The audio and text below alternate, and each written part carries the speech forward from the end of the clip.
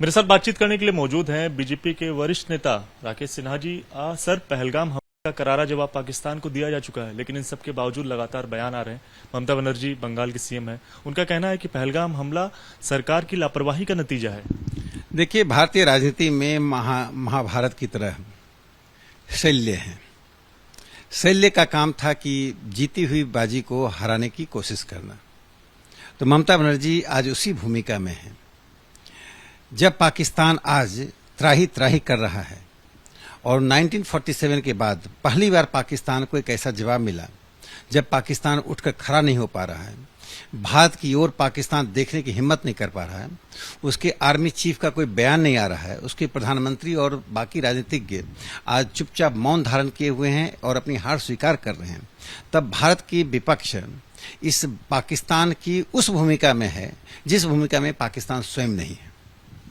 Sir, इसके साथ साथ अगर बात करें तो भारत के जो सेना के जो सैनिक हैं उन्होंने तारीफ भी की, और इसके साथ साथ ये भी सवाल उठाया कि आखिर जब हमला हुआ तो वहां पर जो कोई भी सैनिक है वो मौजूद नहीं था, और बीजेपी खासकर जो सेना का राजनीतिकरण जो है इस पूरे हमले में जिस तरह से सेना का योगदान था उसका राजनीतिकरण करने की कोशिश कर रही है। देखिए, भारतीय जनता पार्टी ने भारत की सेना को सम्मान दिया, संसाधन दिया और सुअवसर दिया। पूछिए उन लोगों से कि 1962 में यदि सेना के पास संसाधन होता तो 3,500 भारत के जवान शहीद नहीं होते। 1965 में हमारे कितने जवान शहीद हुए, ये सवाल पूछा जाना चाहिए। 1971 में शिमला समझौते के बाद भारत के जवानों ने अपने शौर्य से पाकिस्तान का लगभग 15,000 वर्ग किलोमीटर जमीन कब्जा कर लिया था, उसे बिना शर्त क्यों छोड़ दिया गया? तो कांग्रेस पार्टी के शासन के दौरान पाकिस्तान नीति इस प्रकार की थी कि सीमा पर हमारे सेना के सर काट दिए जाते थे और हमारे प्रधानमंत्री आदरणीय मनमोहन सिंह जी को देहाती दुल्हन करके वहां के प्रधानमंत्री बुलाते थे।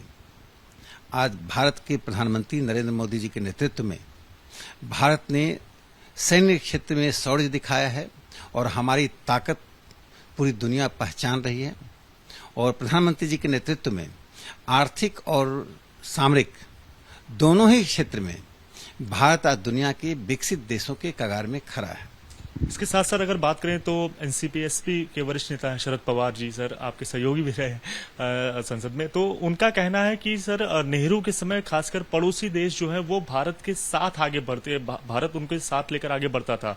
वर्तमान समय में भारत की जो पड़ोसी देशों के साथ ताल्लुकात हैं वो अच्छे नहीं हैं, और इसका खामियाजा कहीं ना कहीं तमाम सारी चीजों में देखने को मिलता है, क्योंकि जो सरकार है वर्तमान सरकार ये पड़ोसी देशों के साथ संवाद नहीं कर रही है। देखिए, नेहरू जी का नाम नहीं लें तो शरद पवार जी उनके साथ न्याय करेंगे, उनका नाम लेकर उनको एक्सपोज करते हैं। नेहरू जी वे नेता हैं जिन्होंने बिना कैबिनेट की अनुमति का मणिपुर का सबसे बहुमूल्य घाटी वहां के प्रधानमंत्री यूनो जो भारत आए थे उन्हें भेंट कर दिया। ऐसा लगा जैसे भारत उनकी जागीर हो। नेहरू जी वे नेता थे जिन्होंने 48,000 वर्ग किलोमीटर जमीन समर्पण कर दिया, और भारत कांग्रेस पार्टी ने कभी प्रस्ताव पारित नहीं किया कि चीन अधिकृत उस जमीन को हम वापस लेंगे। इस शरद पवार जी उस राजनीति और उस विदेश नीति, उस कूटनीति की प्रशंसा कर रहे हैं जिस कूटनीति के कारण भारत को मुंह खाना पड़ा था। नेहरू जी के समय में भारत पूरी तरह से अलग थलग पड़ गया था। जब हम हार रहे थे तो न हमारे साथ अमेरिका था, न रूस था, न कोई पड़ोसी देश था।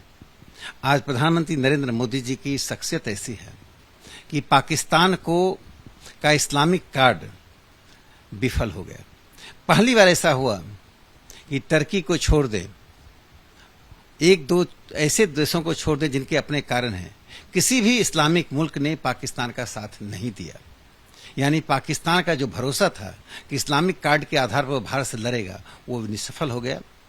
भारत के प्रधानमंत्री नरेंद्र मोदी जी को 1 दर्जन से अधिक इस्लामिक देशों ने अपने सर्वोच्च सम्मान से सम्मानित किया। वह कर्मकांड नहीं था, वह भारत की पहचान की स्वीकृति थी और भारत की विदेश नीति की सफलता है। शुक्रिया बात करने के लिए। तो विदेश नीति पर भारत लगातार सफल हो रहा है और प्रधानमंत्री मोदी के नेतृत्व में सफलता भारत लगातार हासिल करता हुआ नजर आ रहा है, ये कहना है बीजेपी के वरिष्ठ नेता राकेश सिन्हा जी का। कैमरामैन राजेश कुमार के साथ Divyankar Tiwari, ABP news, Delhi. For exclusive and insightful videos, subscribe to our new channel ABP Live Premium.